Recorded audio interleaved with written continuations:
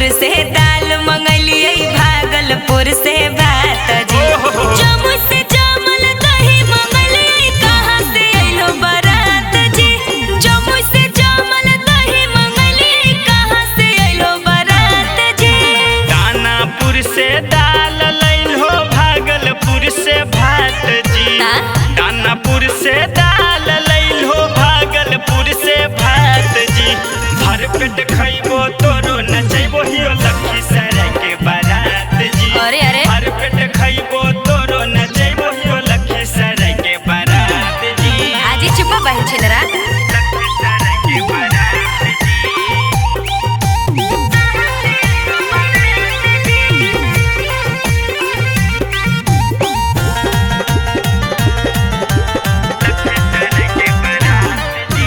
हमर घर तर ताड़ हको ताड़ तर नहीं बैठी जी। ताड़ गिरतो डाड़ टूटतो हमर दोस्त नहीं दी जी।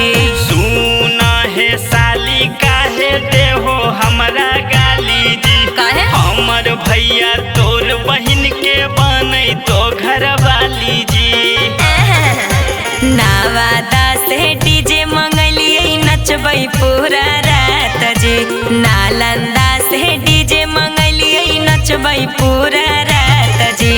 भर पेट खइबो तोरो नचैबो हियो लखीसराय के बारात जी। अच्छा। भर पेट खइबो तोरो नचैबो हियो लखीसराय के बारात जी। आजी त हम छोड़ देबो की।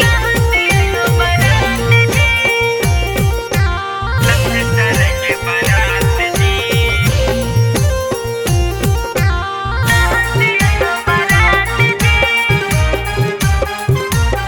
लखीसराय के बारात जी। बारात जी। कौमे खइह विपिन बल्मीकिया जतना अटतो पेट में।